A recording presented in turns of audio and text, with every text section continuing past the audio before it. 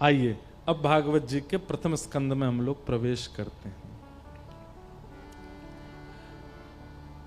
जन्माद्यस्य यतोऽन्वयादितरतः चार्थे स्वविज्ञस्वराट् तेने ब्रह्म हृदय आदि कवये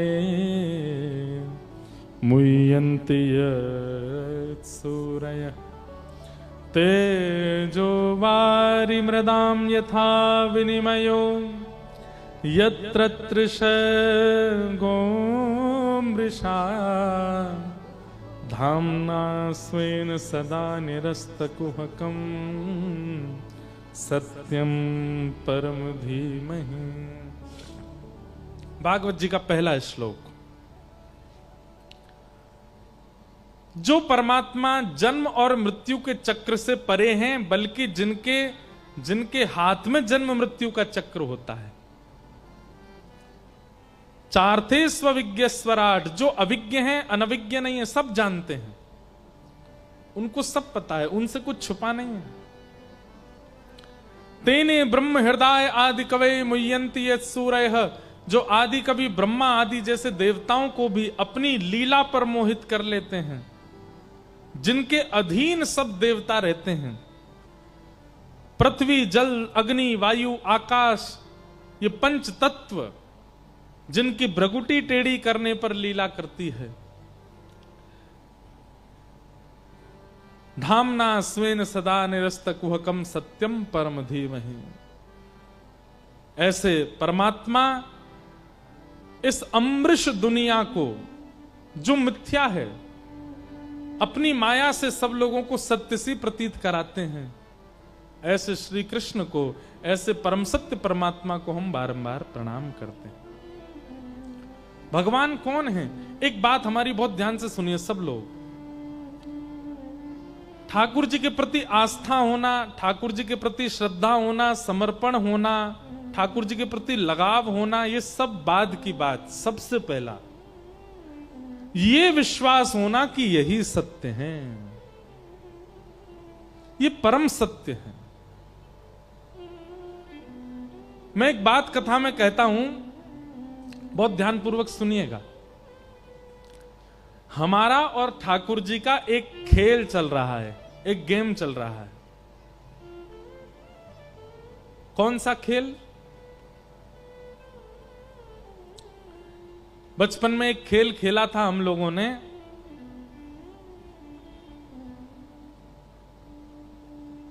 अंग्रेजी में उसमें ऐसे बोलते थे स्टैचू। एक बालक कोई 10 तक गिनती गिनता था, 1 2 3 4 10 जैसे ही होते थे, और पीछे मुड़ के देखता तो 5-6 बालक जो हैं वो अलग अलग मुद्राएं धारण कर लेते थे। और फिर वो जो बालक गिनती गिन रहा था, उसका टास्क क्या होता है?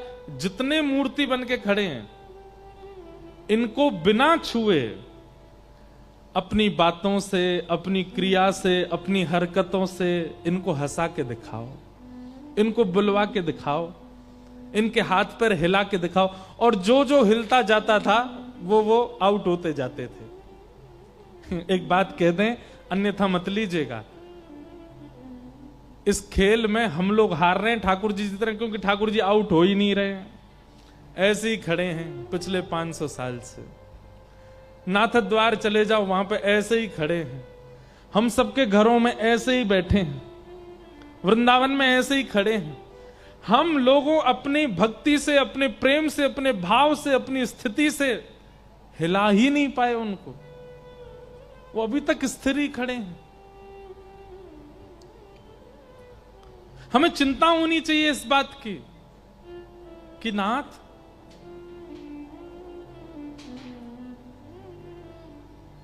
हमारा प्रेम ऐसा नहीं, हमारा भाव ऐसा नहीं कि आप थोड़े से मचल जाओ। ठाकुर जी जैसे वैसे ही रहते हैं, कभी कोई परिवर्तन उनमें नहीं दिखता। क्यों?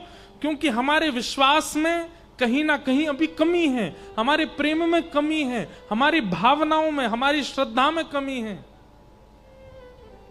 हम लोग कहीं ना कहीं स्वार्थी बन जाते हैं, इसी कारण से वो केवल एक स्थिरता बनी रहती है। ठाकुर जी सचल नहीं होते।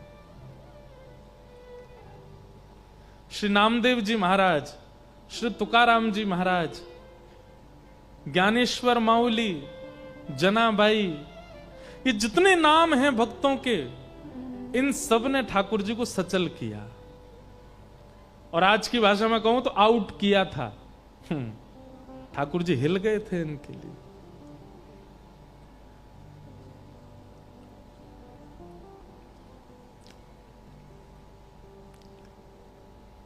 संत श्री तुकाराम जी महाराज, नामदेव जी महाराज, अद्भुत संत हुए महाराष्ट्र में। मुझे बहुत प्रिय है महाराष्ट्र के संत, मुझे सबसे ज्यादा भक्त मुझे प्रिय है महाराष्ट्र के। भक्त चरित्र जितने भी हम कहते हैं सब अच्छे लगते हैं, पर कहीं ना कहीं ऐसा लगता है कि जैसे पूर्व में शायद 200-250 साल पहले मैं भी शायद महाराष्ट्र में किसी भक्त के, किसी सेवक का सेवक रहा हूंगा, इसलिए महाराष्ट्र के जब भक्तों का चरित्र आता है ना, मन बड़ा प्रसन्न हो जाता है। हमको मराठी समझ नहीं आती, पर अभंग सुनना इतना अच्छा लगता है, ऐसा लगता है कि मानो कोई अपनों की बात कर रहा है।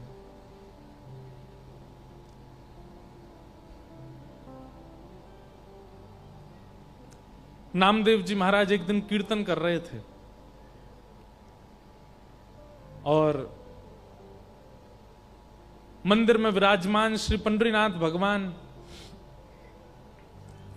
ठाड़े थे, सबको दर्शन दे रहे थे, और दर्शन देते देते श्री ठाकुर जी इतने व्याकुल हो गए कि पीछे खड़ी हुई रुक्मणी जी से कहने लगे, बोले रुक्मणी जी, बोले हाँ जी बताओ, हमसे रुका नहीं जा रहा है। बोले क्यों नहीं रुका जा रहा, मतलब? बोले नामदेव जी इतना सुंदर कीर्तन कर रहे हैं, इतने आनंद से नृत्य कर रहे हैं, इतने सारे वैष्णव मिलकर के करताल बजा रहे हैं, मुझसे रुका नहीं जा रहा। मेरा मन हो रहा है कि मैं भी कीर्तन में चला जाऊं, जाकर के नृत्य कर लूं थोड़ा सा। रुक्मणी जी बोली, आप यदि चले गए तो यहां दर्शन कौन देगा सबको? बोले दर्शन की तो बात ऐसी है कि आप भी हमारी तरह ही खड़ी हो, थोड़ी देर के लिए आप ही हमारा मुकुट पीतांबर पहन के खड़ी हो जाना, सब आपको ही विट्ठल समझ के प्रणाम कर लेंगे, हमको जाने दो। रुक्मणी जी बोली, चलो एक बात तो बन गई कि आपकी जगह मैं खड़ी हो जाऊंगी, लेकिन आप अगर कीर्तन में जाएंगे, आपके जाते ही सब खड़े हो जाएंगे, सब कीर्तन रोक देंगे, सब आपके स्वागत सत्कार में लग जाएंगे, आपके पांव छूने लगेंगे, कीर्तन के बीच में विक्षेप डालने के लिए आप जाओगे। ये बात सुनकर के ठाकुर जी रुक गए, बोले कि नहीं ये तो सही है, हम अगर गए तो श्री नामदेव जी भी कीर्तन विश्राम कर देंगे, पूरी जनता खड़ी हो जाएगी, हमको देख करके सब लोग प्रणाम वंदन करने लगेंगे, कीर्तन जो इतना सुंदर चल रहा है विश्राम हो जाएगा।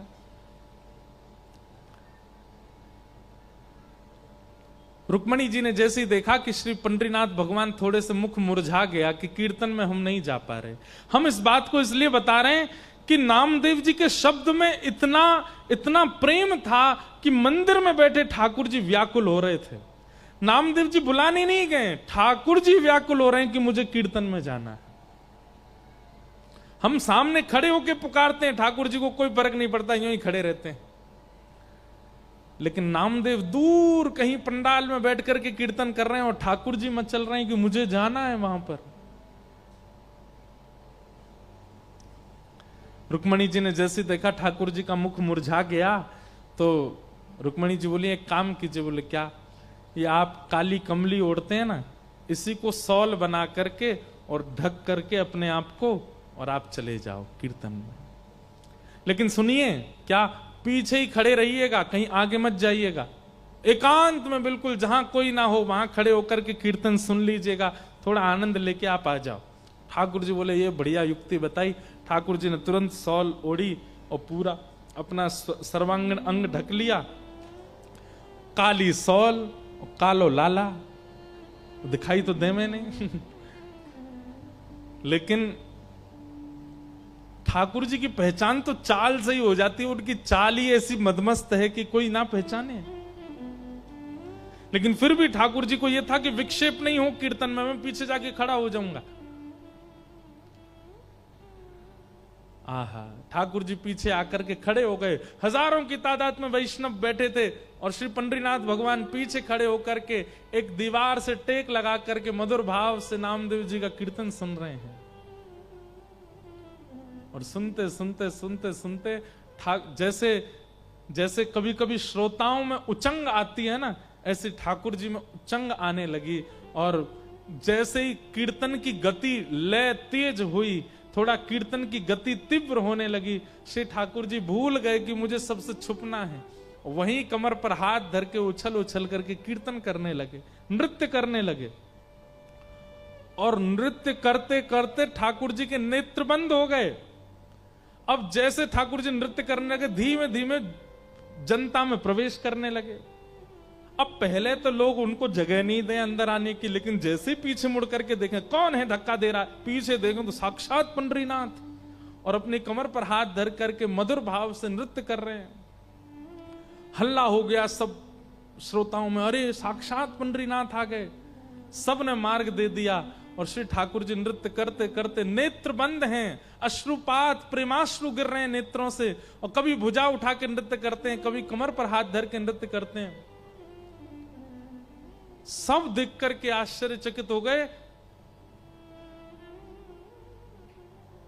ठाकुर जी नृत्य कर रहे हैं और नृत्य करते करते जैसे ही सन्मुख आए, इतनी तन्मयता से ठाकुर जी नृत्य करने लगे कि ठाकुर जी की पीतांबरी धीमे धीमे खुलने लगी और खुल करके सर्वांगीण अंग से पीतांबरी उतरने लगी।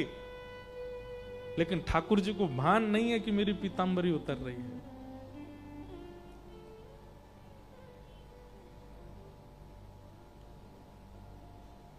आहा, उस छवि को देख करके जितने वैष्णव थे सब आनंदित हो गए, सबके नेत्र सजल हो गए। सबने ठाकुर जी को प्रणाम किया, दंडवत किया। इतना प्रेम ठाकुर जी करते हैं एक वैष्णव वाणी से। एक अभंग गाया जाता है, उसका अर्थ तो मुझे ज्यादा नहीं पता। अबीर गुलाल उधरी तरंग, माझा घरी नाचे माझा सखा पांडुरंग। नाथा घरी नाचे माझा सखा पांडुरंग। ठाकुर जी नृत्य कर रहे हैं।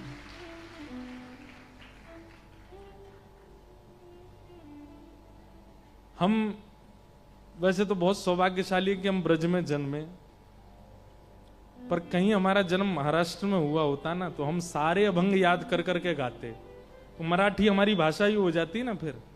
लेकिन अब मराठी हमको आती नहीं। अच्छा, दूसरी बात क्या है, आप भाषा समझ करके भगवत वाणी कभी नहीं पढ़ पाओगे, भाव समझ के ही याद कर सकते हो। हमको तो इतना सुख लगता है, इसीलिए हम अष्ट सखाओं को गाते हैं, क्योंकि वो हमारी ब्रज भाषा में है। लेकिन कहीं महाराष्ट्र मराठी हमको थोड़ी आ गई होती तो हम सारे यहाँ के अभंगों को याद कर करके सुनाते कथाओं में, अपने लाल जी को सुनाते, भागवत जी को सुनाते। इतना सुंदर लगता है महाराष्ट्र का भाव। तो हम क्या कहना चाह रहे हैं, हमारी पुकार से तो हिलते भी नहीं है ठाकुर जी। और श्री नामदेव जी का कीर्तन दूर चल रहा है, ठाकुर जी पहुंच गए, नृत्य करने लगे और इतने बेसुध होकर नृत्य करने लगे कि पीतांबरी उतरने लगी ठाकुर जी की। तो भैया, ये जितने वैष्णव भक्त हुए, इन्होंने ठाकुर जी को इस खेल में आउट किया है। किस खेल में? कि ठाकुर जी मूर्तिमंत बन के खड़े हैं और वो अपनी कला से, अपने प्रेम से, अपने भाव से, अपने शब्दों से मूर्तिमंत ठाकुर जी को हिला डुला सके। हम में वो सामर्थ्य नहीं। हम तो खूब प्रयास करते हैं, ठाकुर जी फिर भी ऐसे ही खड़े रहते हैं। इसका मतलब क्या है, हमारी उस भाव में, हमारी उस श्रद्धा में, हमारे उस प्रेम में कहीं कमी है, इसलिए ठाकुर जी हिल नहीं रहे हैं। उसके लिए सबसे पहली बात क्या रखनी है, ठाकुर जी को परम सत्य मानो। ये परम सत्य है, ये विश्वास चित्त में आना चाहिए कि ये परम सत्य है। ठाकुर जी के सन्मुख जाकर के पूर्ण भाव से जब पंडरीनाथ भगवान का दर्शन करो, श्री रंगनाथ भगवान का दर्शन करो, राधा रमन लाल जी का दर्शन करो, तो ये भाव चित्त में आ जाना चाहिए, ये परम सत्य है। ये प्रथम भाव रखना है हमें चित्त में। उसके बाद आपका प्रेम, उसके बाद श्रद्धा, उसके बाद भक्ति, जो कोई भी है वो अपने आप सुंदर होती चली जाएगी। कहीं ना कहीं हमारे चित्त में परम सत्य की भावना नहीं है, इसीलिए बाकी के सब भाव निपुण नहीं हो पाते। श्री वेदव्यास जी महाराज ने भागवत के प्रथम श्लोक में कृष्ण को प्रणाम नहीं किया, राम को प्रणाम नहीं किया, नारायण को प्रणाम नहीं किया, विष्णु को प्रणाम नहीं किया। क्या कहते हैं? सत्यम परम धीमहि, मैं परम सत्य को वंदन करता हूं। केवल यही भाव परम सत्य का चित्त में लेकर के वेदव्यास जी ने संपूर्ण भागवत की रचना कर दी। हमारे अंदर कहीं ना कहीं संसार सत्य है, ठाकुर जी को सत्य मानते हैं, पर कहीं ना कहीं संसार को भी सत्य मानते हैं, कहीं ना कहीं व्यवहार को भी सत्य मानते हैं।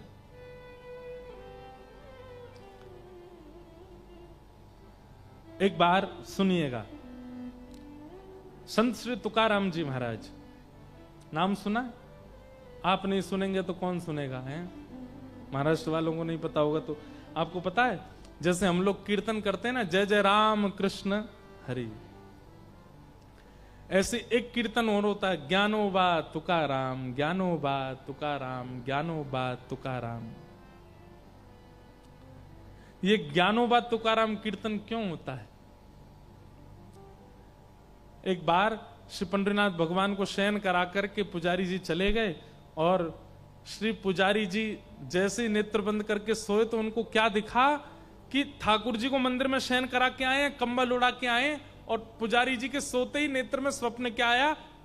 ठाकुर जी ने अपना कंबल हटा दिया और पांव में घुंघरू बांध करके, अपने पैरों में घुंघरू बांध करके और हाथ में करताल लेकर के श्री पंडरीनाथ भगवान नृत्य कर रहे हैं, गा रहे हैं। रुक्मणी जी बैठ करके मृदंग बजा रही हैं, ज्ञानो बा तुकाराम, ज्ञानो बा तुकाराम, ज्ञानो बा तुकाराम।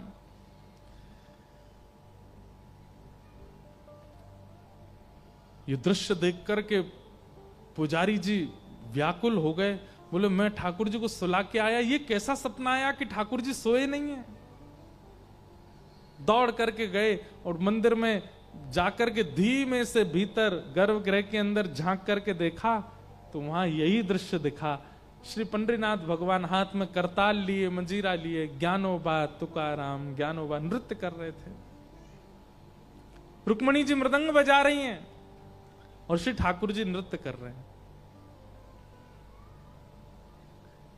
पुजारी जी ने तुरंत प्रणाम किया, जय हो पंडरीनाथ। ठाकुर जी तुरंत स्थिर होने लगे, अपने स्थान पर खड़े होने लगे, बिल्कुल स्थिर। बोले अब मत होइए, चोरी पकड़ ली हमने, अब जैसे हो वैसे ही रहो। ठाकुर जी बोले आप क्यों आ गए? बोले क्योंकि हमको स्वप्न में दिख रहा था कि आप सो नहीं रहे हो, आप नाच रहे हो। पूरे दिन आप खड़े रहते हो, लोग बाग आपके दर्शन करते हैं, और रात को भी आप सोते नहीं हो। क्या कीर्तन कर रहे हो आप? और कीर्तन तो ठाकुर के नाम का होता है। ये ज्ञानदेव तुकाराम, ज्ञानोबा तुकाराम, भक्तों के नाम का कीर्तन क्यों कर रहे हो आप, वो भी अर्धरात्रि को? ठाकुर जी बोले मुझे इनकी बहुत याद आती है, इन्होंने मेरे को इतना गाया, मेरा इतना कीर्तन किया कि मैं स्वयं को रोक नहीं पाता इनका कीर्तन करने से। इसलिए करताल लेकर के पूरी रात मैं अपने भक्तों का कीर्तन करता हूं।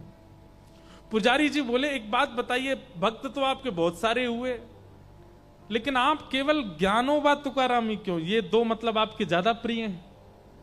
श्री ज्ञानदेव जी महाराज और श्री तुकाराम जी यही आपके अति प्रिय हैं। बाकी के इतने सारे भक्त हुए, श्री नामदेव जी भी हुए, और उत्तर भारत के कई सारे भक्त हुए, अष्ट सखा हुए, ये सब तुलसीदास जी महाराज आदि, इन सब का किसी का नाम नहीं। ज्ञानोबा तुकाराम। ठाकुर जी बोले भक्तों की यदि गिनती की जाए तो मेरे अवतार कम पड़ेंगे, भक्तों के अवतार ज्यादा हैं। इतने सारे भक्त हैं कि सबका नाम एक साथ गाना मेरे लिए संभव नहीं। इसलिए हम क्या करते हैं? बोले एक भक्त तो है आदि भक्त और एक भक्त है अंत भक्त। आदि भक्त कौन? श्री ज्ञानदेव जी महाराज। भक्ति काल, भक्ति शतक आया था भारत में, 100 साल केवल भक्ति हुए थे।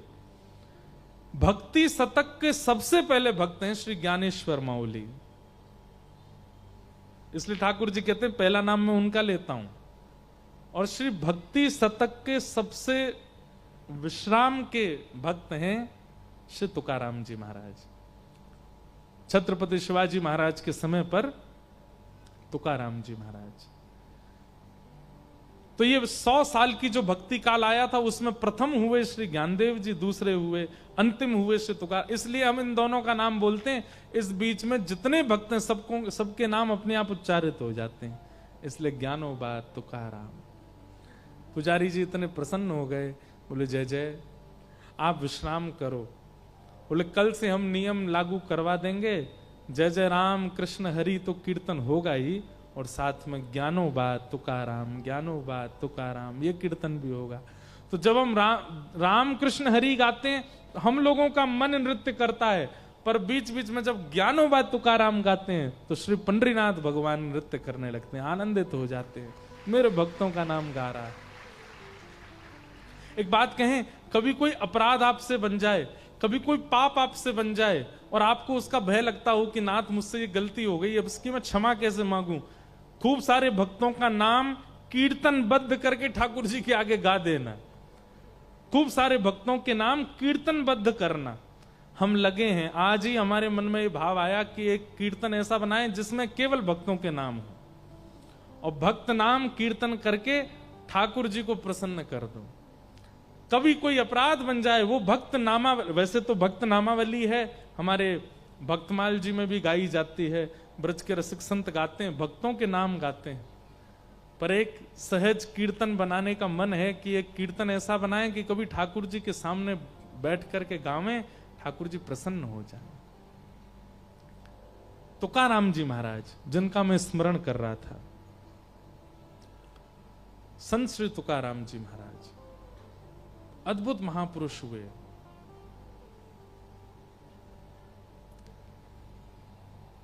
तुकाराम जी की पत्नी अनुकूल नहीं थी, कथा सबको पता है। सब लोग इधर देखिए, ध्यान से सुनिएगा। तुकाराम जी की पत्नी अनुकूल नहीं थी। अनुकूल मतलब मन के मुताबिक। लड़ती थी, झगड़ा करती थी, डांटती थी, फटकारती थी, और कभी कभी ज्यादा गुस्सा आ जाता था तो श्री तुकाराम जी पर कुछ फेंक फांक भी देती थी, मारती थी, ऐसा तो नहीं कहेंगे हम। लेकिन वो एक प्रसंग है, गन्ना वाला प्रसंग। श्री तुकाराम जी सारे गन्ने बांटे आए गांव में, एक गन्ना बचा बस। पत्नी ने कहा इतने सारे गन्ने लेके गए थे, कितना रुपया कमा के लाए? बोले रुपया कमाने के लिए तो लेके गए थे, पर बीच रास्ते में बच्चों ने मांग लिया गन्ना दे दो, तो हम तो मुफ्त में ही बांटे आए। एक ही बच्चा है, बालक कम पड़ गए, नहीं तो ये भी चला जाता। पत्नी को गुस्सा आया, गन्ना लेकर के तुकाराम जी की एक पीठ पर दिया, सो 2 हो गए। तुकाराम जी हंसने लगे, वाह मेरी पत्नी कितनी बुद्धिमान है। क्यों? मैं सोच रहा था एक ही गन्ना है, घर में खाने वाले 2 कैसे खाएंगे, इसने मार के 2 कर दिए, ले एक तू खा एक मैं खाऊंगा। तो उनकी पत्नी अनुकूल नहीं थी, लेकिन वो उसकी हर स्थिति को स्वीकार करते थे। तो एक बार एक गांव का एक बालक गया तुकाराम जी के पास, और उसने तुकाराम जी से जाकर के कहा कि महाराज मैं आपसे एक बात पूछना चाहता हूं। बोले क्या? पूरा गांव जानता है, देहू पुणे के पास स्थान है देहू, जहां तुकाराम जी महाराज रहते थे। बोले पूरा देहू जानता है, सब गांव के लोग जानते हैं कि आपकी पत्नी बिल्कुल अनुकूल नहीं है आपके, उसका व्यवहार अच्छा। एक और बात है, श्री तुकाराम जी महाराज का ऐसा मैंने सुना भक्त चरित्र में कि उनका पहले ब्याह हुआ था, एक बेटा भी था, पर अकाल की वजह से पत्नी और बेटा दोनों की मृत्यु हो गई। फिर उसके बाद तुकाराम जी बिल्कुल सन्यासी महात्मा हो गए, लेकिन फिर किसी कारण से उनका फिर ब्याह किया गया। तो फिर जब पत्नी दूसरी आई, वो बड़ी तेज थी, बहुत शासन करती थी। तो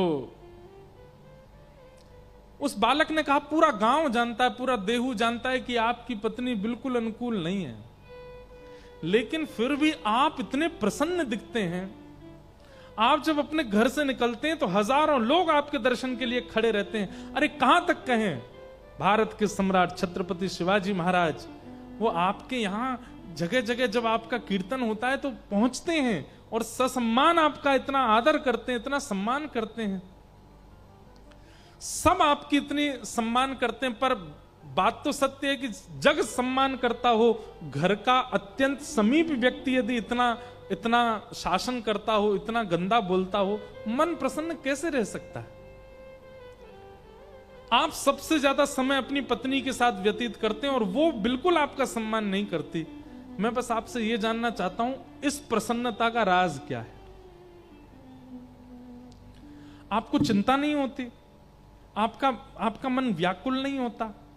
आपको पीड़ा नहीं होती चित्त में? आप इतने प्रसन्न रह कैसे लेते हो? कृपा करके मुझे अपनी इस प्रसन्नता का राज बताइए। तुकाराम जी महाराज बैठे थे, तो बैठे बैठे तुकाराम जी बोले, सुनो, बहुत पते की बात है, ध्यान से सुनिएगा। तुकाराम जी बोले, मेरा राज तो बाद में बताऊंगा, लेकिन मुझे तेरा एक राज पता है। बालक घबरा गया, आपको क्या पता चल गया मेरे बारे में? बोले, तुम्हारा एक राज पता है कि तुम्हारे जीवन के केवल 7 दिन बचे हैं। 7 दिन बाद तुम्हारी मृत्यु हो जानी है बच्चा, केवल 7 दिन बचे तुम्हारे। और वो बालक अपने प्रश्न तो सब भूल भाल गया। बोले, मैं काय को आ गया आपके पास? तुकाराम जी को प्रणाम करके तुरंत भागा। 7 ही दिन बचे थे उसके। 7 दिन तक वो बालक ऐसा हो गया, एकांत में बैठा रहता। कोई आकर के उसकी बहुत प्रशंसा करता तो वो प्रसन्न नहीं होता था, कोई आकर के उसकी बहुत निंदा करता तो वो दुखी नहीं होता था,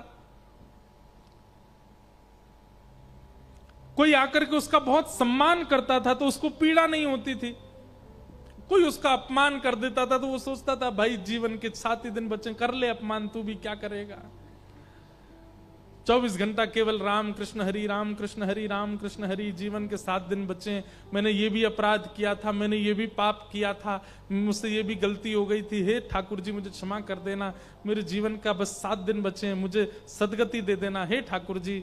एक संत, तुकाराम जी जैसे संत, जिनकी आज्ञा लेकर के छत्रपति शिवाजी रहते हैं, वो मुझसे झूठ तो बोलेंगे नहीं। मेरे जीवन के 7 दिन बचे हैं, नाथ मुझ पर कृपा करना। 7 दिन बीत गए। जैसे ही 7वां दिन प्रारंभ हुआ, सुबह स्नान ध्यान करके ठाकुर जी की सेवा करके, और दिन तो तिलक लगाता था, पर आज तो वो पूर्ण रूपेण 12 तिलक आदि करके और बिल्कुल गया और जाकर के श्री तुकाराम जी महाराज के चरणों में प्रणाम किया। भगवान, आज मेरे जीवन का अंतिम दिन है, 7वां दिन है, मेरी मृत्यु होने वाली है। आपने बताया था 7वें दिन मृत्यु होगी। तुकाराम जी बोले, अच्छा बेटा, इन 7 दिनों में तुमने क्या किया? तीसरे दिन तुमने कौन सी सब्जी खाई थी? बालक बोला, मुझे याद नहीं, मां ने क्या बनाया था, बस मैंने खा लिया। अच्छा, तीसरे दिन की छोड़ो, कल रात्रि को तुमने क्या खाया था? बोले, मुझे बिल्कुल याद नहीं है। अच्छा, तुम्हारा किसी ने सम्मान किया था? बोले, मुझे वो भी स्मृति में नहीं है, पता नहीं, आए तो थे बहुत। किसी ने अपमान किया, किसी ने गलत गाली दी तुमको? बोले, दी तो थी, पर वो भी मुझको याद नहीं है। बोले, क्यों याद नहीं है? बोले, मैं केवल राम कृष्ण हरि, राम कृष्ण हरि, राम कृष्ण हरि जप रहा था, मन में ये सोच रहा था 7 ही दिन बचे हैं, किसी का अपमान लेकर के क्यों दुखी हूं, किसी का सम्मान लेकर के क्यों प्रसन्न हूं, क्या बनता है, नमक है कि नहीं, नींबू है कि नहीं, रोटी है कि नहीं, चावल बने हैं, क्या बना है, पूरन पोली बनी, जो मिलता था बस खा लेता था, मैंने ज्यादा चिंतन किया नहीं।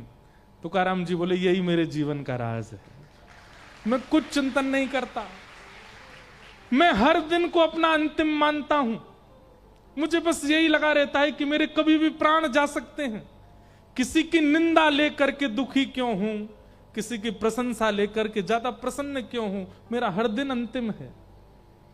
मेरी पत्नी, वो मेरे से बिल्कुल प्रतिकूल रहती है, उसकी चिंता लेकर के क्यों बोझ रखूं? वो घर में रोटी देती है तो खा लेता हूं, नहीं देती तो भी प्रसन्न रहता हूं, क्योंकि मुझे ये सब चीज मेरी चिंता का विषय है ही नहीं। मेरी चिंता का विषय तो एक है कि मेरे प्राण गए और कहीं मैंने पंडरीनाथ को नहीं देखा तो मैं प्राण कैसे त्यागूंगा। इसी चिंता में, इसी चिंतन में लगा रहता हूं। इसलिए मुझे संसार के किसी भी सम्मान से, अपमान से, आपत्तियों से, विपत्तियों से, अनुकूलता से, प्रतिकूलता से कोई फर्क नहीं पड़ता। मैं प्रसन्न रहता हूं। बालक चरणों में गिर गया, बोले वाह भगवान, प्रश्न पूछा था आपने तो प्रैक्टिकल दिखाया पूरा। जाते जाते बोला ये तो बता दीजिए कि मरूंगा कि नहीं।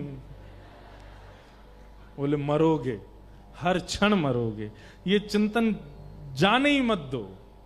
अब पूरा जीवन ऐसे ही जियो। आज 7वां दिन पूरा हो गया, अब कल से फिर 7 दिन के लिए ऐसे ही रहो, और फिर 7वां दिन पूरा, फिर 7 दिन के लिए ऐसे रहो। जीवन भर तुम ऐसे ही रहना। तुकाराम जी महाराज ने एक अपना जैसा भक्त निर्माण कर दिया अपनी क्रिया से। ऐसे महापुरुष, सत्यम परम धीमहि। ठाकुर जी के प्रति जिनका परम सत्य स्थिति भाव होती है, ज्यादा विचलित नहीं होते। इसलिए ठाकुर जी के प्रति सबसे पहले जो निवेदन आपको करना है, उनके प्रति परम सत्य की भावना रखना कि ये परम सत्य हैं, बाकी सब मिथ्या है, यही परम सत्य है बस।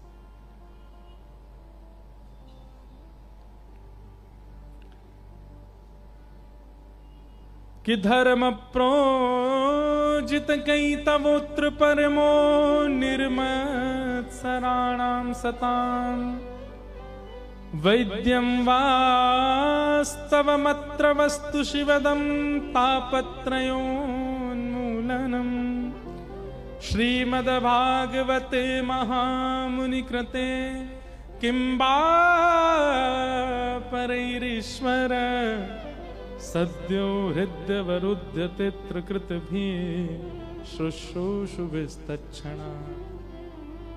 ठाकुर जी परम सत्य हैं, इसलिए मन में भाव आता है, जहां ले चलोगे वहीं मैं चलूंगा,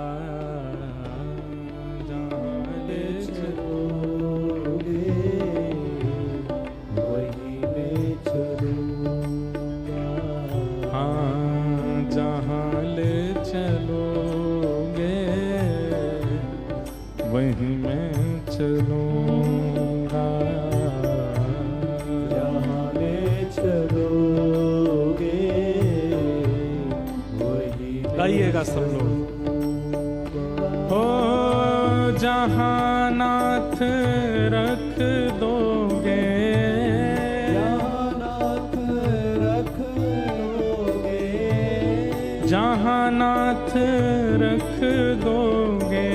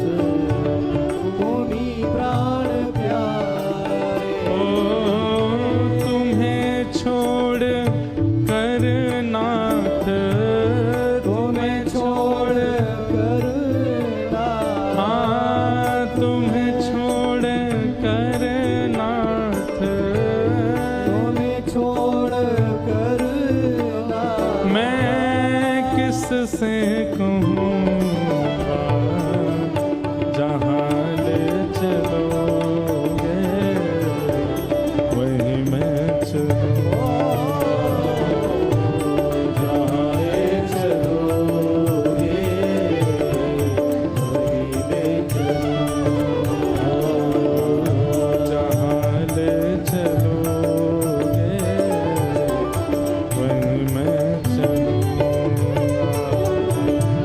जहाँ ले चलोगे वही मैं चलूँगा। हो जहाँ नाथ रख दोगे, जहाँ नाथ रख दोगे, जहाँ नाथ रख दोगे, जहाँ नाथ रख दोगे, वही मैं रहूँगा। जहाँ ले चलोगे वही मैं चलूँगा।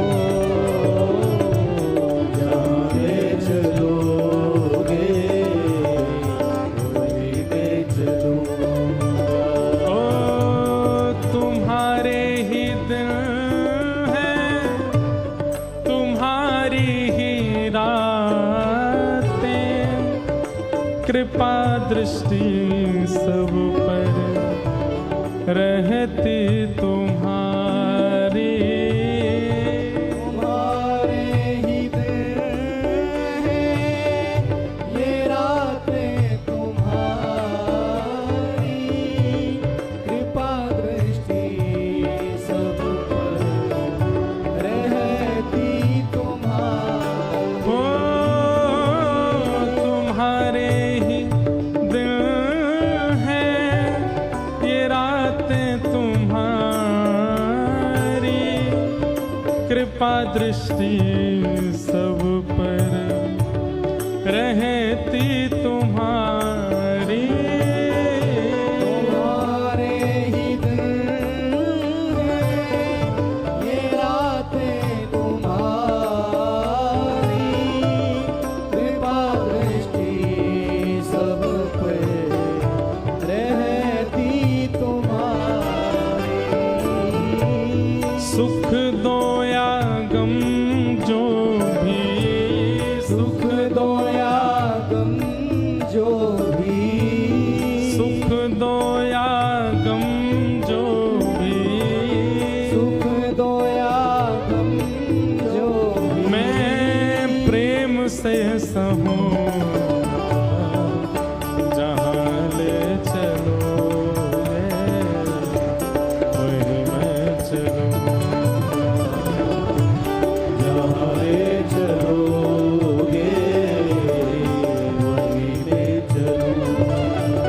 ओ जहाँ नाथ रख दोगे, जहाँ नाथ रख दोगे, जहाँ नाथ रख दोगे, जहाँ नाथ रख दोगे, ओ वही मैं रहूँगा। जहाँ ले चलोगे वही मैं चलूँगा। जहाँ ले चलोगे वही ले चलूँगा। श्री राधा रमण लाल की।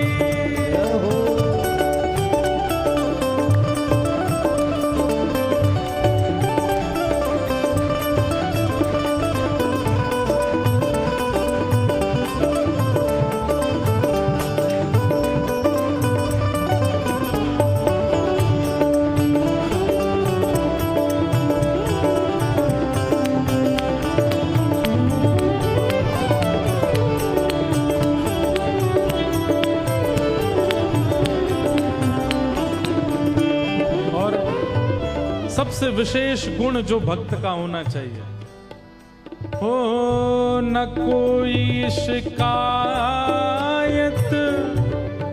नहीं कोई जी, कर लो करा लो प्रभु, जो है तेरी मर्जी। न कोई शिकायत,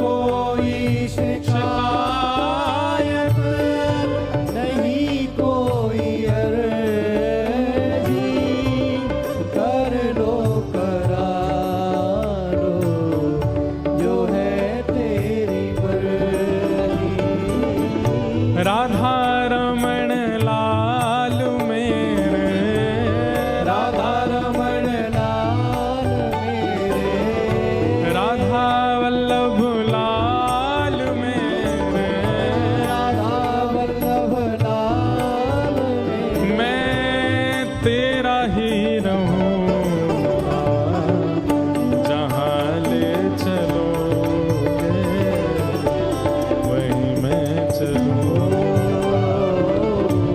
जहाँ ले चलोगे वहीं मैं चलूँगा। ओ जहाँ नाथ रख दोगे, जहाँ नाथ रख दोगे, ओ जहाँ नाथ रख दोगे, जहाँ नाथ रख दोगे, ओ वहीं मैं रहूँगा जहाँ ले चलोगे वहीं मैं चलूँगा। जहाँ ले चलोगे वहीं मैं चलूँगा। ओ जय जय राधा रमण प्यारो राधा रमण, जय राधा रमण प्यारो राधा रमण, जय जय राधा रमण प्यारो राधा रमण, जय राधा रमण प्यारो राधा रमण, ओ जय जय राधा रमण प्यारो राधा रमण, जय राधा रमण प्यारो राधा रमण, ओ जय जय राधा रमण प्यारो राधा रमण, जय राधा रमण प्यारो राधा रमण, ओ जय जय राधा रमण प्यारो राधा रमण, जय राधा रमण प्यारो राधा रमण, जय जय राधा रमण प्यारो राधा रमण, राधा रमण प्यारो राधा रमण, ओ जय जय राधा रमण प्यारो राधा रमण, जय राधा रमण प्यारो राधा रमण, ओ जय जय राधा रमण प्यारो राधा रमण, जय राधा रमण प्यारो राधा रमण, ओ विठ्ठल नाथ रमण प्यारो नाथ रमण, विठ्ठलनाथ रमण प्यारो नाथ रमण, रुक्मणी नाथ रमण प्यारो नाथ रमण, रुक्मिणीनाथ रमण प्यारो नाथ रमण, ओ जय जय राधा रमण प्यारो राधा रमण, जय राधा रमण प्यारो राधा रमण, जय जय राधा रमण प्यारो राधा रमण, जय राधा रमण प्यारो राधा रमण, ओ जय जय राधा रमण प्यारो राधा रमण, जय राधा रमण प्यारो राधा रमण, जय जय राधा रमण प्यारो राधा रमण, जय राधा रमण जय जय श्री राधे, जय जय श्री राधे, जय जय श्री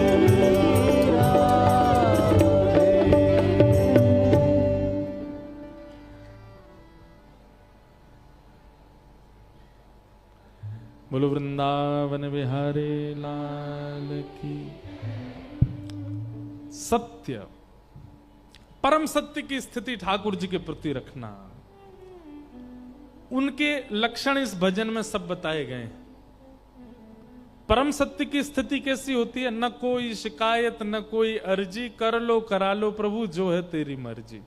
जिसके प्रति परम सत्य की स्थिति होती है उसके प्रति ऐसा ही भाव होता है। आप सब लोग ट्रेन में बैठते हो, बहुत ध्यान से सुनिएगा हमको। ट्रेन में बैठते हो, भुसावल से बैठे मुंबई तक जाना है। आपने लोको पायलट को देखा नहीं है जो ट्रेन चलाता है, लेकिन आप अपनी सीट पर जाकर के बढ़िया हाथ की तकिया लगाए सो जाते हो। कैसे? यही भाव रखते हो आप लोको पायलट के प्रति? क्या न कोई शिकायत, न कोई अर्जी। अब अर्जी तो कैसी है? रास्ते में कहीं मन हो रहा है पानी पीना, लेकिन स्टेशन नहीं है, चल रही है गाड़ी, कैसे रुक जाएगी? कर लो करा लो प्रभु जो है तेरी मर्जी। और उसका फल क्या मिलता है कि आप सही सलामत मुंबई पहुंच जाते हो, मतलब अपने गंतव्य तक पहुंच जाते। फ्लाइट में भी ऐसा ही होता है।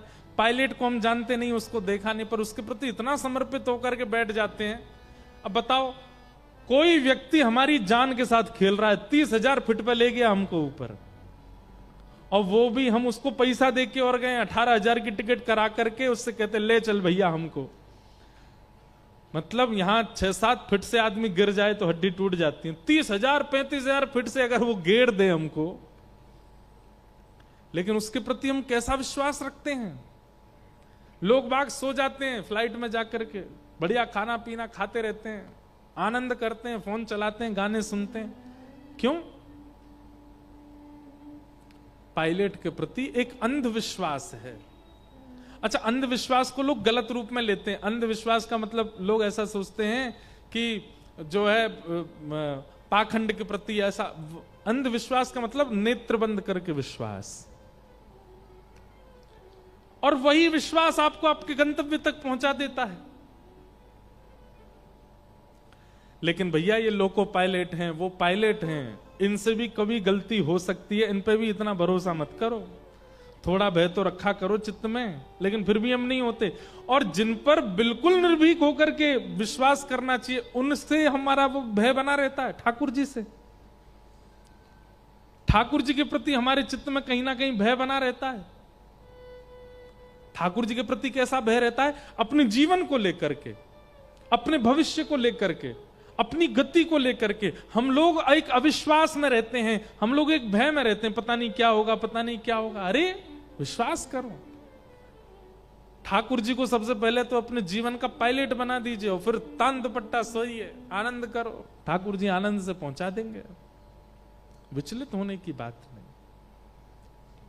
श्री तुकाराम जी ने यही भाव उस बालक को समझाया, अपने जीवन का रहस्य बताया।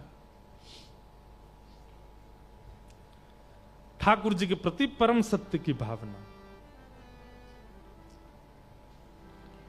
दूसरे श्लोक में विषय, अधिकारी, संबंध और प्रयोजन, 4 बातें बताई गई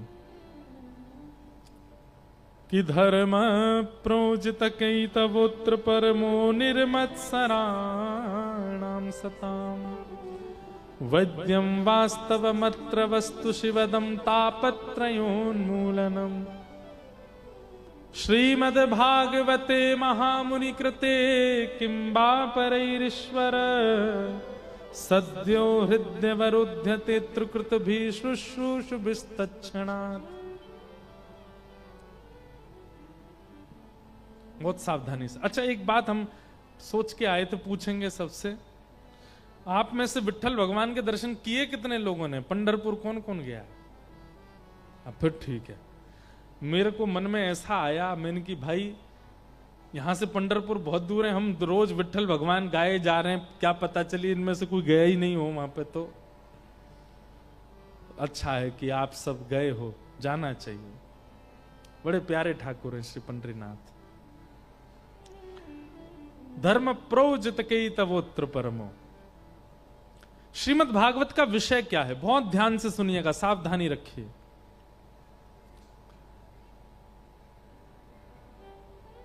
परम धर्म के प्रति हमको अग्रसित करना, यह भागवत का विषय है।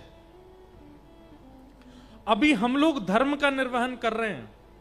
भूख लगती है खाते हैं, नींद आती है सोते हैं, जलपान करते हैं, धन कमाते हैं, व्यापार करते हैं। ये सब जो भी क्रिया हम जीवन जीने के लिए कर रहे हैं, सब धर्म है। विवाह करते हैं, बालकों की परवरिश करते हैं, पत्नी की इच्छाएं पूरी करते हैं, परिवार को संभालते हैं, सब धर्म कहलाता है। ये सब धर्म है। इस लोक में शुद्ध जीवन जीने को धर्म कहते हैं, पर इस लोक के बाद उस लोक में सुखद प्राप्ति करने को परम धर्म कहते हैं।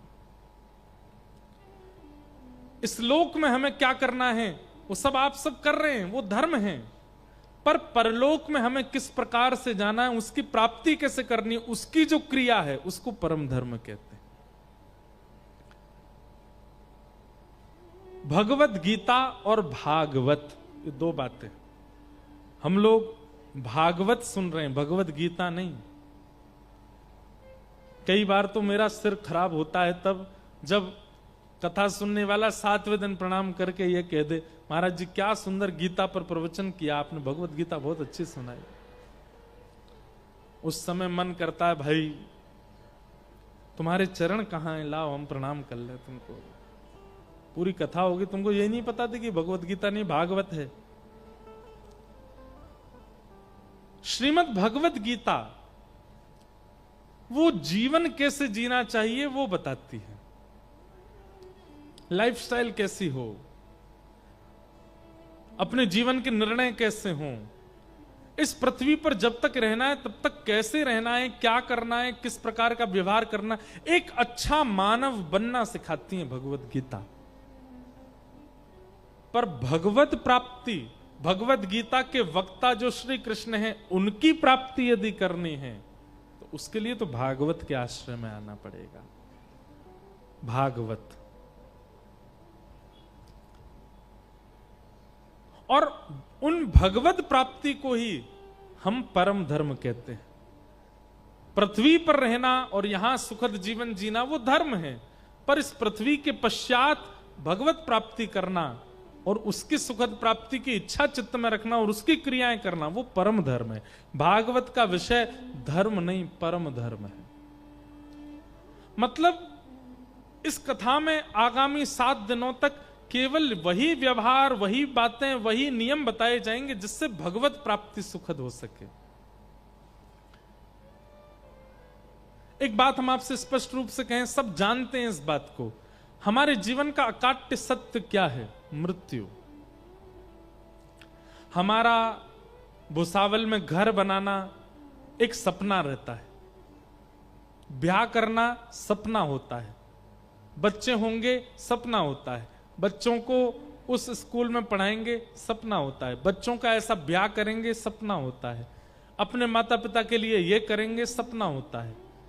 ये सब सपने होते हैं और इनको साकार कर पाना ना कर पाना ये हमारे कर्मों पर निर्भर करता है। कई लोग मेहनत करके अपने सपनों को साकार कर लेते हैं, कई लोग निराकार रह जाते हैं। लेकिन एक वस्तु ऐसी है जो सपना नहीं है, परम सत्य है, और वो क्या है? मृत्यु। मृत्यु सपना नहीं, मृत्यु तो सत्य है, सबकी आनी है।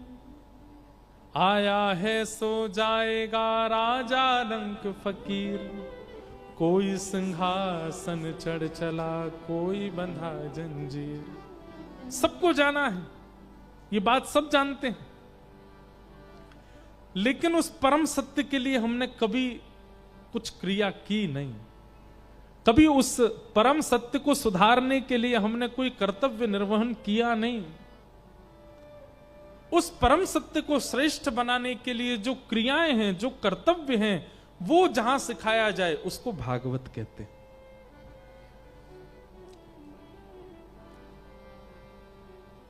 और एक बात निश्चित है कि मृत्यु के पश्चात भगवत प्राप्ति तभी हो सकती है जब जीवन काल में, अपने युवा काल में, अपने वृद्ध काल में, अपने कुमार अवस्था काल में आपने ठाकुर जी को खूब भजा हो, तभी मृत्यु के बाद उनकी प्राप्ति हो सकती है। तो अपने बाल काल में, युवा काल में, कुमार काल में, वृद्ध काल में कैसे भजना है वो जहां सिखाया जाए उसे श्रीमद् भागवत कहते हैं। श्रीमद् भागवत तो प्रेमी बनाती है, श्रीमद् भागवत तो भक्त बनाती है। इसलिए भागवत का विषय क्या है? धर्म प्रवुजत कई तवोत्र परमो, परम धर्म की प्राप्ति कराना। समझ में आ गई बात? धर्म और परम धर्म में अंतर क्या है? इस संसार में रहने के लिए, मान प्रतिष्ठा, यश वैभव, अन्न पाने के लिए जो आप कर्म करते हो वो सब धर्म है, और इस लोक से परलोक में या फिर अपने इष्ट की प्राप्ति के लिए जो आप कर्म करते हो वो सब परम धर्म है।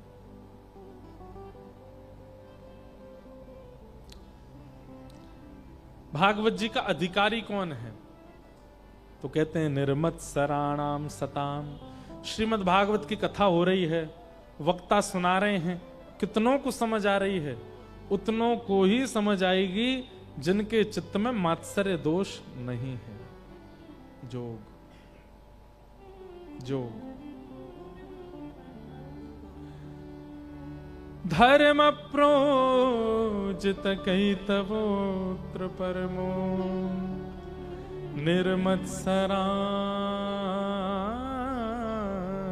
सताम् वैद्यं वास्तवमत्र वस्तु शिवदम् तापत्रयोन्मूलनम् श्रीमद्भागवते महामुनिकृते किं वा परैरीश्वर सद्यो हृदयवरोध्यते कृतभिः शुश्रूषुभिस्तत्क्षणात्। श्रीमद् भागवत का धर्म क्या है? भागवत का विषय क्या है? परम धर्म। भागवत का अधिकारी कौन है? किसको सुनने का अधिकार है कथा? तो कहते हैं जिसके चित्त में मात्सर्य दोष नहीं है। मात्सर्य दोष किसको कहते हैं? संत श्री तुकाराम जी महाराज ने खूब सारे अभंग लिखे, खूब सारे अभंगों का निर्माण श्री तुकाराम जी ने किया। बहुत ध्यान से सुनना। इतनी ख्याति हो गई, सब जगह उनकी पूछ होने लगी। तो एक बार एक रामेश्वर भट्ट नाम के एक पंडित जी थे। उनको बड़ी ईर्ष्या हो गई, क्योंकि श्री तुकाराम जी महाराज कोई श्रेष्ठ कुलीन परिवार में जन्म नहीं हुआ था उनका। भले ही देह से नहीं हुए, लेकिन हृदय से, अपनी बुद्धि से, अपने विचारों से, अपने स्वभाव से बड़े बड़े ब्राह्मण भी उनके आगे हाथ जोड़ते थे। तो एक रामेश्वर नाम के एक पंडित जी, उनको बड़ी ईर्ष्या हो गई कि हम लोग इतना वेद अध्ययन करते हैं, हम लोग इतना ज्ञान लेकर के बैठे हैं, हम लोग शास्त्रों को जानने वाले, समझने वाले, हम लोग शास्त्र सम्मत नियमों का पालन करने वाले, और ये सामान्य सी मराठी भाषा में अभंग लिखता है और इसकी इतनी ख्याति हो रही है कि छत्रपति शिवाजी इसको प्रणाम करते हैं। तो एक दिन वो रामेश्वर पंडित जी गए और श्री तुकाराम जी से बोले, मुझसे शास्त्रार्थ करो। तुकाराम जी तो हाथ जोड़ के बोले, शास्त्रार्थ करो, नहीं तो समाज के आगे तुम्हारी पराजय स्वीकार करो। तो तुकाराम जी बोले, मैं स्वीकार कर लेता हूं, बिना शास्त्रार्थ के स्वीकार कर लेता हूं कि मैं हार गया। अब उन्होंने जैसी हार स्वीकार करी तो जितने लोग वहां बैठे थे वो तुकाराम जी की और जय जयकार करने लगे। जय हो, क्या सरल स्वभाव, कितना मधुर स्वभाव। बताइए, इन्होंने बिना शास्त्रार्थ की अपनी पराजय स्वीकार कर ली। वैष्णव का इस स्वरूप होता है, वो विवाद में नहीं पड़ता, उसको दीन बनना अच्छा लगता है, उसको ज्यादा प्रतिष्ठा अच्छी नहीं लगती, वो सरल रहना, उसको सहज रहना। एक बार मुझसे किसी ने कहा, बोले आप कहते हो कि वैष्णव के अंदर दीनता होती है, आप कहते हो वैष्णव को सरल रहना अच्छा लगता है, बोले आप खुद कथा में आते जाते हो, लोग बाग आपको इतना प्रणाम करते हैं, आप सब। मैंने, भैया हम तो मना और करते हैं, पैर मत छुओ, दूर से हाथ जोड़ो, दूर से मिल लो, दूर से प्रणाम कर लो। एक बात तो है बंधुओं, व्यास मंच पे बैठे हैं, बहुत लोग मिलते हैं, बहुत लोग मानते हैं, इसलिए मैं आपको अपना अनुभव कह रहा हूं। बहुत ख्याति हो जाना और बहुत सम्मान मिल जाना, ये कहीं ना कहीं भक्ति में कटौती करता है। हमने अपने गुरुदेव से कहा एक बार कि इतना सम्मान, इतनी ख्याति मिले, उसमें भक्ति को कैसे बचाया जाए, अपने भावों को कैसे बचाया जाए। हमारे गुरुदेव बहुत सुंदर उत्तर देते हैं, लोग देवें, तुम स्वीकार मत करो। क्योंकि होता क्या है, आपने सम्मान दिया और हमने स्वीकार किया, तो स्वीकार करने पर हम उसके आदी हो गए। अब हमें कल भी इच्छा होगी कि हमारा सम्मान हो, परसों भी इच्छा होगी कि सम्मान हो, हम आदी हो गए उसके, अब आदत लग जाएगी हमको सम्मान की। तो लोग कितना भी सम्मान करें, कितना भी आपको यश दें, आप स्वीकार मत करो, सर झुका करके सबको अस्वीकार करो। तो ऐसा हो सकता है कि इतना प्रणाम, इतना सम्मान, इतनी ख्याति आपकी भक्ति पर प्रभाव ना डाले। बहुत मुश्किल है। तुकाराम जी महाराज स्वीकार कर लिए, बोले मैं अपनी पराजय स्वीकार करता हूं, आप जीते रहिए, सदा विजयी रहिए। लेकिन रामेश्वर पंडित जी को क्रोध आया, बोले कि ऐसे काम नहीं चलेगा, कुछ ऐसा करना पड़े। क्या करें?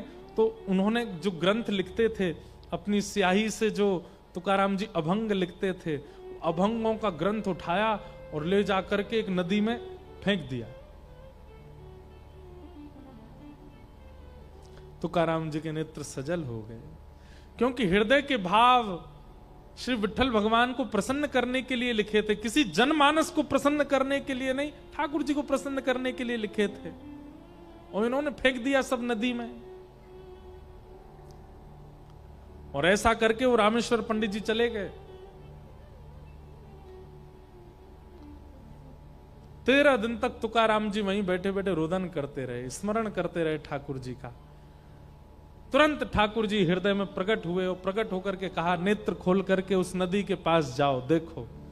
और जैसे तुकाराम जी गए तो सारे पत्र जितने उन्होंने लिखे थे वो सब नदी के ऊपर परत बन करके बह रहे थे, एक बूंद जल से कागज भी गीला नहीं हुआ, सब यथावत सुरक्षित। और श्री तुकाराम जी महाराज ने सबको इकट्ठा करके पुनः अपना ग्रंथ सुरक्षित कर लिया। किसी ने ईर्ष्या भी की है तो उस ईर्ष्या से भी विचलित होना यह वैष्णव का स्वरूप नहीं है। कोई आपकी निंदा कर रहा है तो कहीं ना कहीं निंदा सुनकर के भी अगर आंसू आ रहे हैं ना, निंदा सुनकर के क्रोध आ रहा है ना, निंदा सुनकर के उसके प्रति आपको दुर्भाव आ रहा है ना, तो भी आप वैष्णव नहीं हो। निंदा सुनने के बाद भी सम रहे स्थिति। तुकाराम जी तो इसलिए रोए कि उनके हृदय के भाव सबसे नदी में, ठाकुर जी ने सबको सुरक्षित किया। वहां रामेश्वर पंडित जी के साथ क्या हुआ, उन्होंने एक सरोवर में जाकर के स्नान किया तो एक वैष्णव अपराध करके आए थे, एक भक्त को दुखी करके आए थे। जैसे ही स्नान किया, स्नान करते ही सरोवर का जल जो तन को शीतल करने वाला होता था वो जल अग्नि प्रदान करने वाला हो गया और पूरा जल संदग्ध हो गया, मानो जैसे उनका शरीर जला दिया हो किसी ने। अग्नि नहीं दिखाई दे रही है पर पीड़ा ऐसी हो रही है जैसे किसी ने जला दिया हो। वैद्यों के पास गए, बड़े बड़े ज्योतिषियों के पास गए, ना जाने कितने यत्न किए, कभी लेप लगाया, चंदन लगाया, सब किया, लेकिन दूर नहीं हुआ। तब किसी महापुरुष ने जो दिव्य दृष्टि रखते थे उन्होंने कहा, बोले तुमने केवल जात पात देख करके और एक सामान्य व्यक्ति मान करके किसी भक्त के सुंदर स्वरूप, किसी भक्त की सुंदर वाणी का तुमने तिरस्कार किया।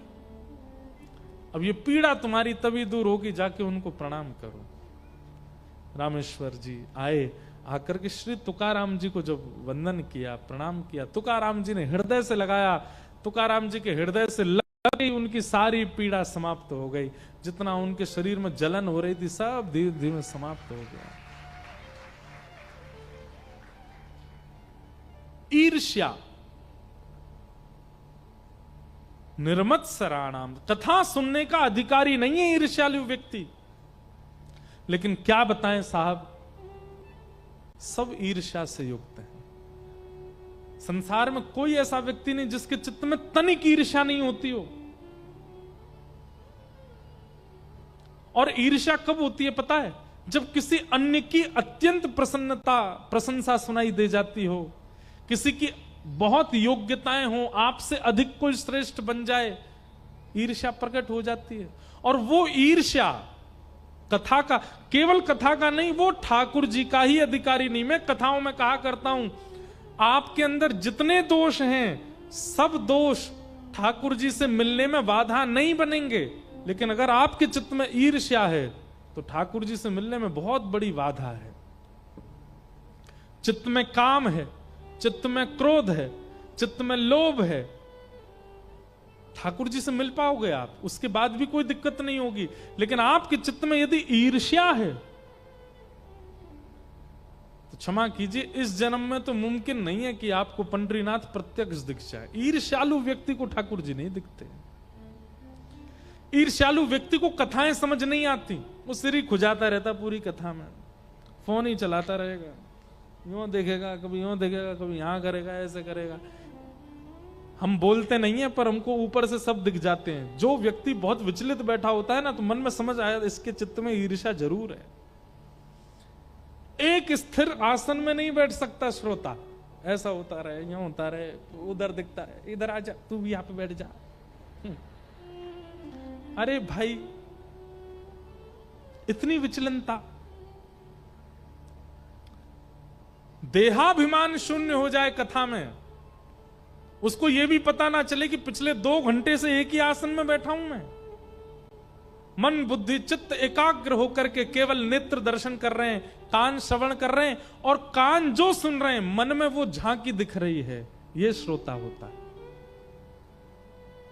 बहुत शरीर की भंगिमा जिसकी बदलती रहती है ना, समझ जाओ इसके चित्त में तनिक ईर्ष्या तो है, इसीलिए एक आसन में नहीं बैठ पा रहा है। अब बेचारे धीरे धीरे सब अपना आसन ठीक कर रहे हैं, सीधे बैठ रहे, टेढ़े मेढ़े सब ठीक हो रहे हैं। ये तो हम आपको बता रहे हैं। कल को बालकों को छोड़ के, वृद्धों को छोड़ के और रोगियों को छोड़ के अगर कोई ज्यादा ही टेढ़ा मेढ़ा हो रहा हो कथा में, कभी यूं कभी यूं कभी ऐसे कभी, तो पीछे से कहना, ए ईर्ष्या कम कर ले थोड़ी सी, बहुत इधर उधर होता है। ये सब देखिए प्रमाण है। जैसे हृदय की अस्थिरता, हृदय अगर स्थिर नहीं होता तो इस बात का प्रमाण है कि आपके चित्त में ईर्ष्या है, हृदय की अस्थिरता। दूसरा, अत्यंत क्रोध, यह किस बात का प्रमाण है कि चित्त में अत्यंत काम है, इसीलिए क्रोध के रूप में प्रकट होता है।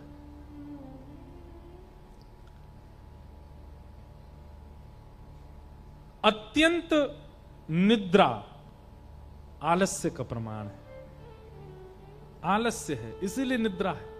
हमारे जैसों की निद्रा तो थकान की वजह से है, हम तो इतना भागदौड़ करते हैं इधर उधर उधर, पर बेवजह करते धरते कुछ नहीं, पूरे दिन घर में ही पड़े रहते हैं, फिर भी नींद इतनी आती है, इसका मतलब आलस्य बहुत है, आलस्य बहुत। और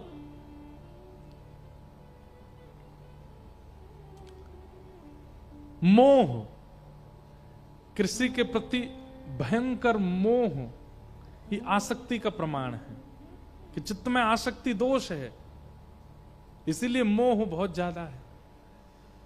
तो ये कहीं ना कहीं प्रमाण आते हैं। दूसरा, हां, बहुजल्पिक, बहुत बोलना, बहुत बोलते हैं, एक शब्द में बात पूरी हो सकती है लेकिन 10 शब्द लगा करके बोलते हैं, ये असत्यता है जीव पर, इसका प्रमाण है।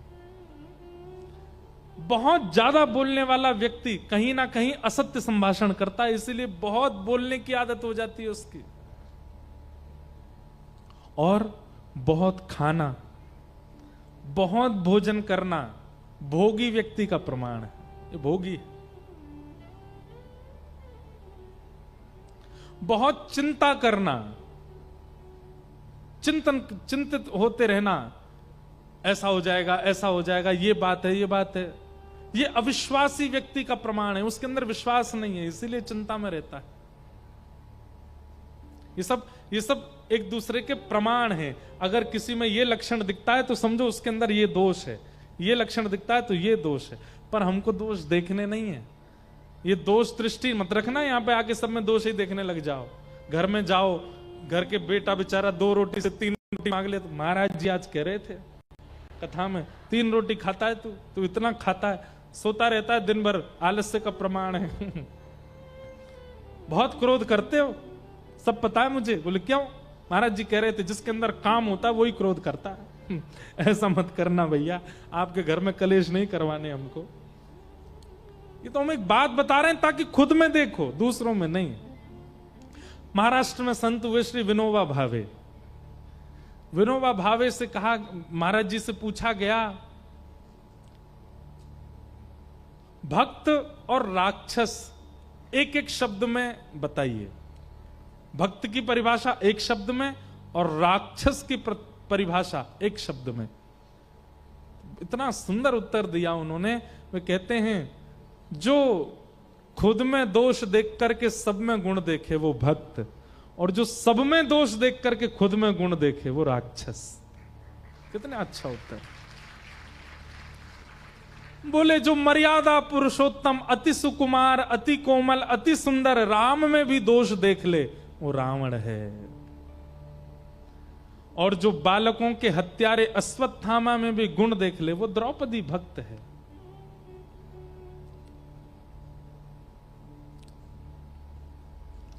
इसलिए कथा में यदि कोई दोष बताया जाता है तो वो दोष दूसरे में मत देखिएगा, खुद में देखिए। आईना खुद को देखना चाहिए ताकि अपने दोष सुधारे जा सकें। दूसरा जब आएगा आईने के सामने वो देख लेगा। कथा क्या है? कथा एक आईना है, कथा एक दर्पण है, कथा एक शीशा है। आप सब सामने बैठे हो, मैं भी सामने बैठा हूं, मुझे भी देखना है और आपको भी देखना है, खुद को। हम सत्य बता रहे हैं, कई बार ऐसे दोष होते हैं जो मुझ में हैं और उन्हीं दोषों का निराकरण मेरे ही मुख से अपने आप निकल जाता है। तब यह पता चलता है कि मानो भागवत जी आज्ञा कर रही हैं कि लाला ये दोष तो में भी है, या पे न काम कर, और खुद ही मुख से अपने आप ही निराकरण निकल आता है उसका। इसका मतलब क्या? भागवत जी दर्पण दिखाती हैं, दर्पण दोष दर्शन कराता है, और जैसे ही दर्पण में दोष दिखे उसको संभाल लेना चाहिए, दूसरों में नहीं। तो अस्थिरता, एक जगह स्थिर ना होना, ये ईर्ष्या का प्रमाण है। और कहीं ना कहीं ईर्ष्या भगवत प्राप्ति में सबसे बड़ी बाधा है। इसलिए अस्थिर मत होइएगा। नहीं,